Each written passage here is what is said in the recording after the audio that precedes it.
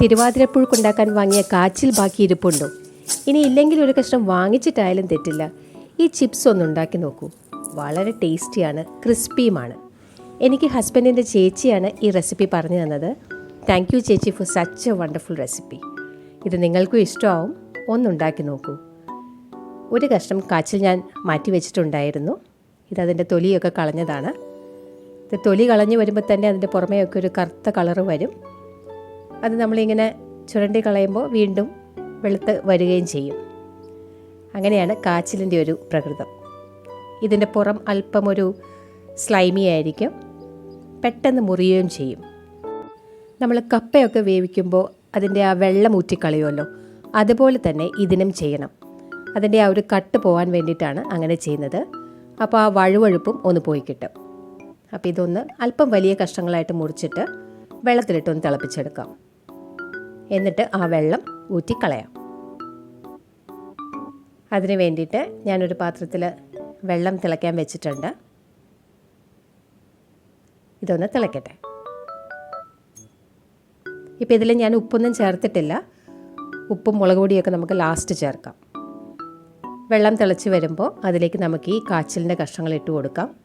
ഒരുപാട് നേരം വേവിക്കൊന്നും വേണ്ട. ഒരു 5 മിനിറ്റ് ഒന്ന് വെട്ടി തിളച്ചാൽ മതി. അല്ലെങ്കിൽ പെട്ടെന്ന് തന്നെ കുക്കാവുന്ന ഒരു കിഴങ്ങാണിത്. ഒരുപാട് ഗുണങ്ങളുള്ളൊരു കിഴങ്ങും കൂടിയാണ്. ഈ സമയത്ത് ഈ ഡിസംബർ ജനുവരി മാസങ്ങളിൽ ഇത്തരം കിഴങ്ങുകളൊക്കെ കഴിക്കുന്നത് ആരോഗ്യത്തിന് വളരെ നല്ലതാണ്. അപ്പോൾ പുഴുക്ക് മാത്രമല്ല, നമുക്ക് വേറെയും ഓപ്ഷൻസ് ഉണ്ട് എന്ന് അറിഞ്ഞിരിക്കുക. നല്ലപോലെ തിളച്ചിട്ടുണ്ട്. ഇനി ഇത് ഈ വെള്ളത്തിൽ നിന്ന് ഊറ്റി മാറ്റാം. വെള്ളമൊക്കെ പോയി ഒന്ന് ഡ്രൈ ആവട്ടെ, ആ ചൂടും ഒന്ന് ആറട്ടെ. ഒരു പ്ലേറ്റിലേക്ക് മാറ്റി വയ്ക്കാം.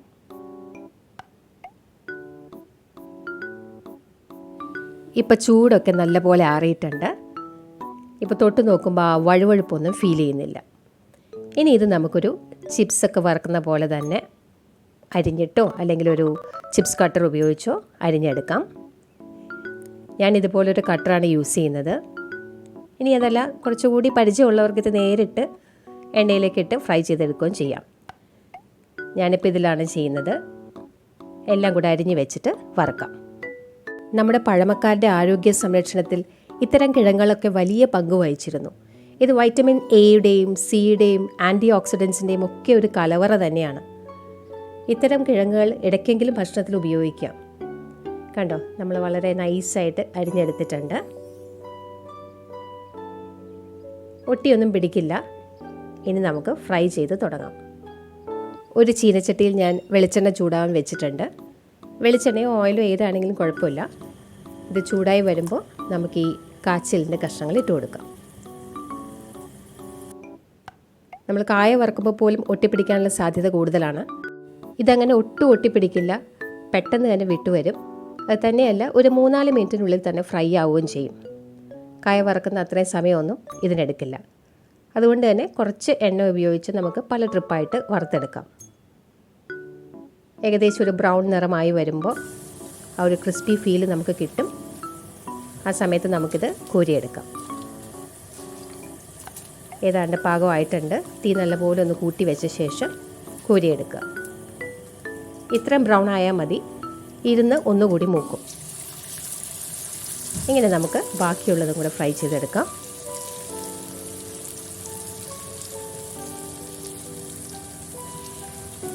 കണ്ടിട്ട് എന്തു തോന്നുന്നു? വളരെ ഈസി ആയിട്ടുള്ളൊരു റെസിപ്പി അല്ലേ? ഇത് കുട്ടികൾക്കും പ്രായമായവർക്കും എല്ലാവർക്കും കഴിക്കാൻ എളുപ്പമാണെന്നുള്ളതാണ് ഒരു പ്രത്യേകത. നല്ല ക്രിസ്പിയാണ്, പക്ഷെ വായിലിട്ടാൽ പൊടിഞ്ഞു പോകും. ആ ഒരു ടെക്സ്ചറാണ്. ഇപ്പോൾ മുഴുവൻ ഞാൻ വറുത്ത് കഴിഞ്ഞു. ഇനി ഇതിലേക്ക് ആവശ്യമായ ഉപ്പ്, മുളക് പൊടി, ചാട്ട് മസാലപ്പൊടി ഇത്രയും ചേർക്കുക. ഇനി ചാട്ട് മസാല ഇല്ലെങ്കിൽ ഗരം മസാല ഉപയോഗിക്കാം. എന്നാലും ചാട്ട് മസാലയായിരിക്കും കൂടുതൽ നല്ലത്. ചാട്ട് മസാല ചേർക്കുമ്പോൾ ശ്രദ്ധിക്കേണ്ടത് ഉപ്പ് കുറയ്ക്കുക, കാരണം അതിൽ ഉപ്പുണ്ടാവും. എല്ലാം കൂടെ നല്ലപോലെ മിക്സ് ചെയ്തെടുക്കാം. കണ്ടോ, നല്ല ക്രിസ്പായിട്ടുണ്ട്, നല്ല ടേസ്റ്റും.